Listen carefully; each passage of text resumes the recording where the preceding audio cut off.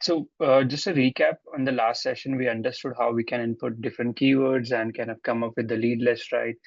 We can enrich it with email address, cell phone numbers, use the extract with AI feature to find out any intent, any sort of information that will help us to kind of learn more about these individuals. So today's session, what we'll focus on is how we can kind of enroll those individuals into a campaign directly.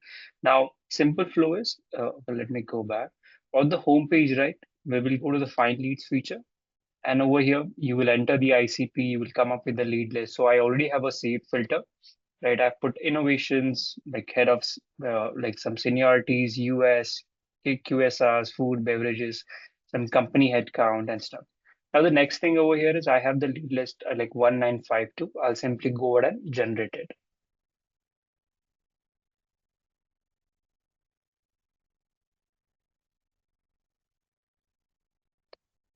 Now there are two ways to kind of set up the campaign, like two channels basically. It's like email channel and the LinkedIn channel. Now, you can create an email campaign separately. You can also create a LinkedIn campaign separately, but at the same time, you can combine both together where you can have, okay, first step is email one, email two, email three, then send a LinkedIn, or LinkedIn first, then send like one or three email.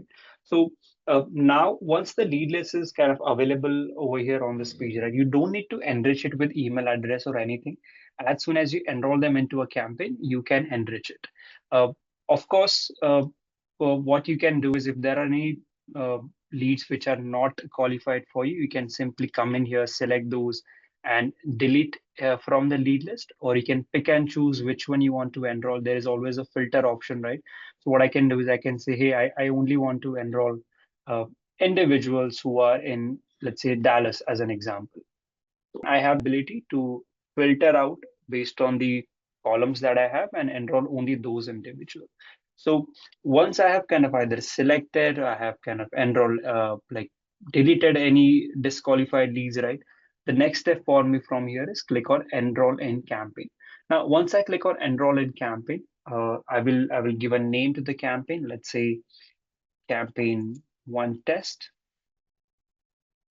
Then I will click on next. Now, once I click on next, right, this you have a Yeah. button at the top. It's called enroll in campaign. We will click on enroll in campaign. We will give a name to the campaign test. One, two, next.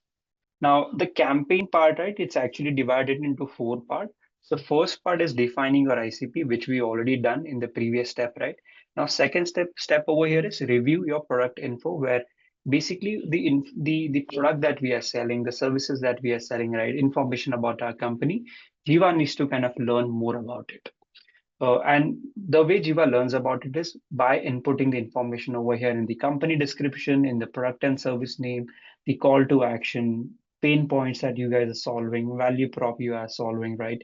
Any proof points that you have. So you can simply input this information by yourself. However, of course, it looks a lot of work, right? So then what you can do is there's a template over here which is available, and you can create multiple templates. So it is possible that for QSR, right, your value proof points could be different. The messaging Mhm. could be different versus for grocery segment, right? For any other segment, the messaging could be different. So my recommendation here would be for each segment or for each industry, right, based on how the division you guys have made, create templates for those individual segments. And if let's say Richard has created those templates, right, they can be used across users. You can use it, right? So like it's okay that only one person can templatize this and others can use it. But to create a new template, you will simply open the template name. You will say create new template. Either you can start from scratch where you will say, hey, I want to input everything by myself, or you can say autofill from the website. So over here, I will give a name, let's say test template training. And over here, I'll put the website address. Yeah, correct. So here I'm going to put the website address and then I'll say continue. So now what Jiva does is, right, based on the information that is available on your website, we are going to simply scrape your website, and that website, the information will be basically divided into different segments like the company description, the CTA, product info, value prop, proof points, and stuff like that. Of course, my recommendation here would be, yes, you can start with this, but you read all the information, remove anything that is not relevant, or anything that is not applicable, right? So you guys can kind of do it. So for now, I'll just simply go ahead and select the QSR template over here. So this is all editable. You can make changes. Product and service name is very important because it will say, hey, like iFi has this particular product, right? And you can use this. So this will use this name. CTA is again very important, right? That you can input over here. Now, based on the information that is provided in here, right, Jiva has kind of learned about your business, what you do, and then we will do save and next. Now, third step as part of the campaign is okay, let's now define the campaign step. Let's now define the messaging. So what we have is three different methods. First method is AI crafted. Now in AI crafted, right, every message, every email, right, that will be sent out to the lead that is in the campaign will be different, will be hyper personalized based on the information that is available about them in Jiva, right? So it could be like any award they won, any kind of information about their company, as an example like this. So for Miranda, right, who is a lead, it says, okay, impressive the work leading the new flavor innovation at this particular organization, especially about this XYZ. And then whatever information we have inputted in step two, right, can be used and will be refined, can be provided as your value prop, as your content of the email.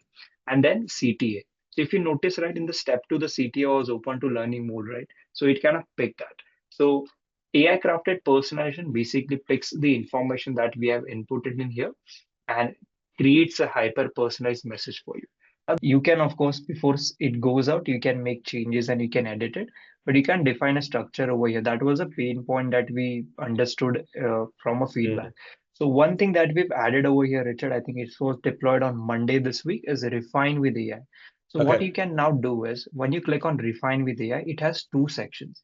Is custom instructions and AI search. Now Nice. in custom instructions, right, it talks about, okay, hey, you see the output, right? This is the current email, but you can, of course, give it a prompt like Chat GPT.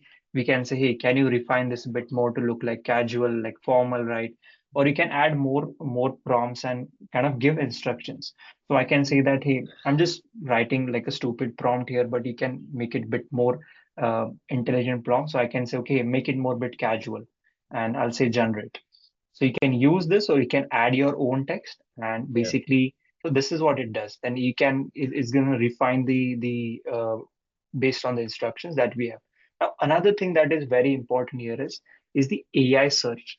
Now, what I can instruct to Jiva is, hey, can you search for this particular company and see if they're expanding and in terms of their technology and use that as an intro line over there.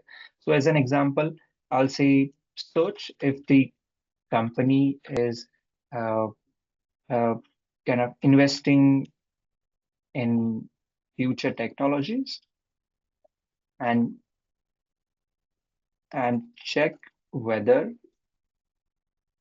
check whether this lead is also involved in this expansion as an example. Once you find this information, use it in the intro line, introduction line, right? So, and I'll just say generate. And of course, I'm not gonna say that, okay, once you find it, we will find every information, but it works like really, really well. So the use AI agent, right, that I showed in the last call, it's very similar to that, but it's gonna basically find the information. So basically, we share this prompt with Perplexity, and then Perplexity has its own resources and stuff like that, and then we get the information. And this is how it looks like now. Okay, hey, 7 billion investment to accelerate that sector, right? So it kind of basically uses. So you can compare what is generated and what is the original and make a decision. So this prompt then now will be applicable with every lead that will basically get added to the automation. And of course, like, and now let's say I also mentioned that step two is critical with the value prop and proof pointed. But let's say anything latest that came up, you can also input this into the AI, so telling you that, hey, there is a case study that we have uploaded. Please use this as our main value prop and stuff like that and generate the messaging. Mhm. So it has like X number of possibilities, right, that you can kind of generate. So this is where a prompt engineering will be helpful for everybody, one of us, right, to learn a bit more about prompt engineering and make use like best use of all the prompts that are available. And once if I feel like, okay, hey, this is a good prompt and I feel like the email looks good, right? I can say apply changes and then it will be applied across all the leads. However, there is just one catch here. What I did here was applied only for email one. If I need to do for the email too, I also need to go back. If I need to add a refine with AI, I can do it. If you're okay with the current messaging, right, you can also keep it as is. And same thing for email three as well. And if you want to add more steps, there is this called add step, and you can go ahead and click on email as well. And another step will be added over there too, like this. And every time you need to kind of generate that email for so that all the messages are generated. Now, one thing quick here is this sending method, which is very important. So my recommendation is we should all use the high deliverability outreach method instead of automatic sending so that initially you guys know, okay, what sort of emails are being generated, what is the content being generated.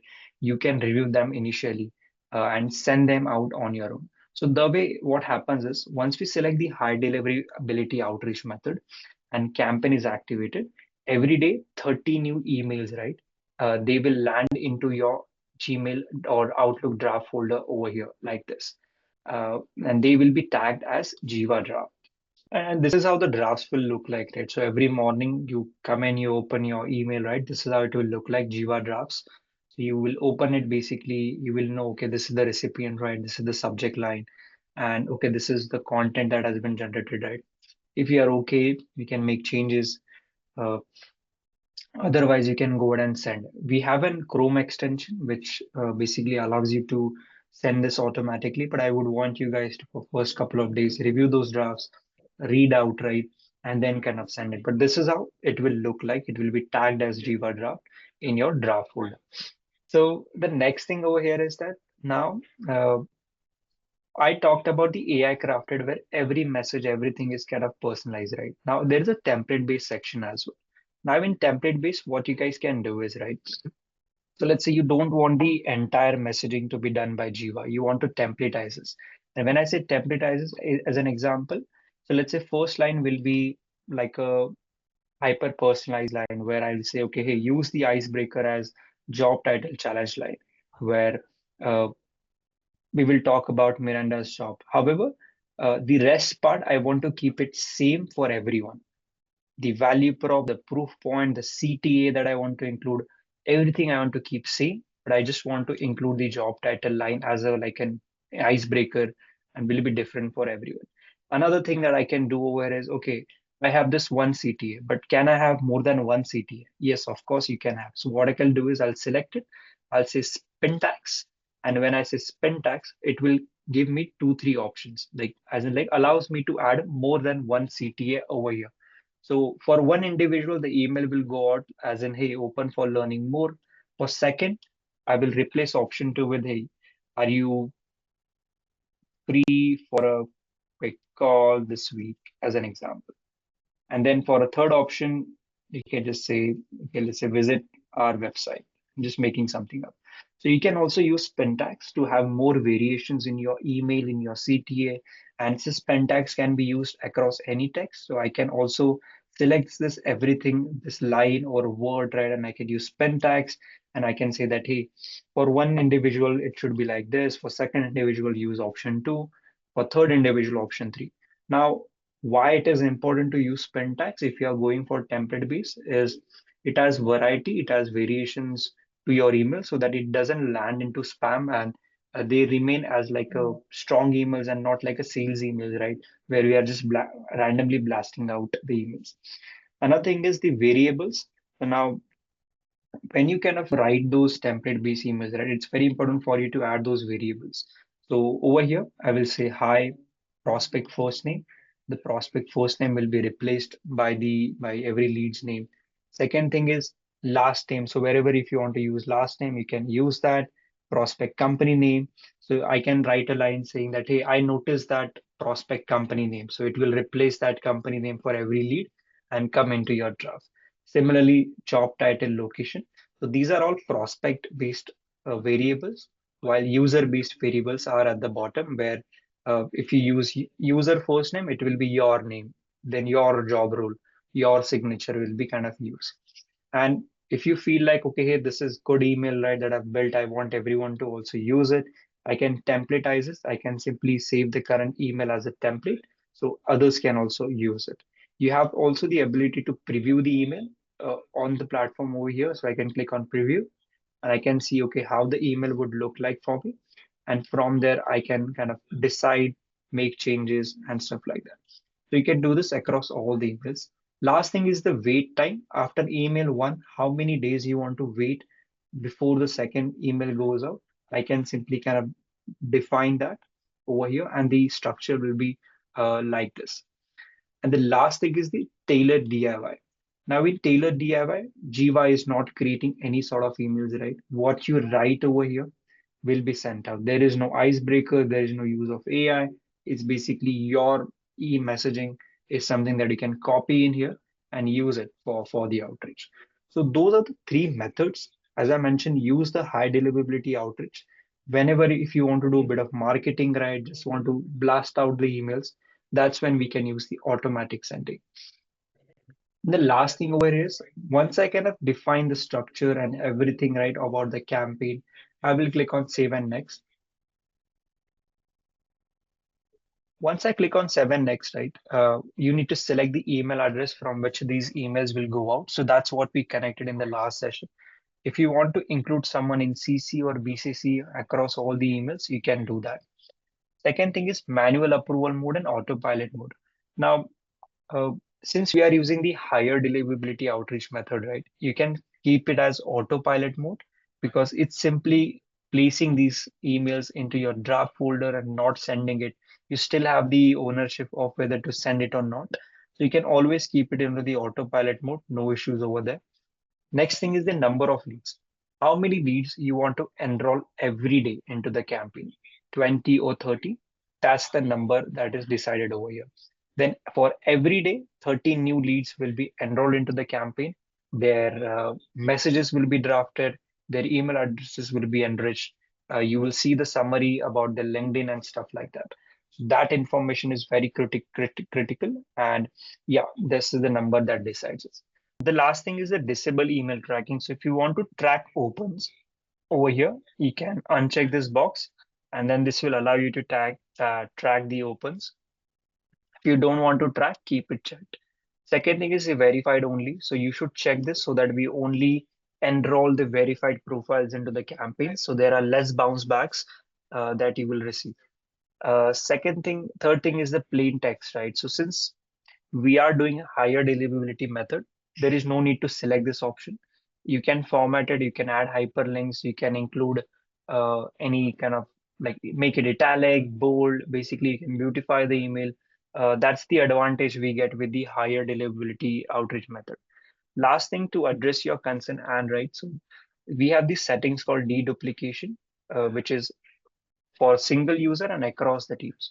So if there is any lead that is common between any of your campaigns, right? Let's say in Richard's campaign, in your campaign, Jiva ensures that only one individual reaches out to that particular lead, and for the other individual, the lead will be removed from that campaign. So this basically ensures that. Uh, then basic like whether you want to use opt-out link, if somebody replies from one organization, other leads will be stopped. And finally, the timings when you want these draft to be placed into your Outlook. I would recommend you to like run it overnight, 12 a.m. till 11 p.m.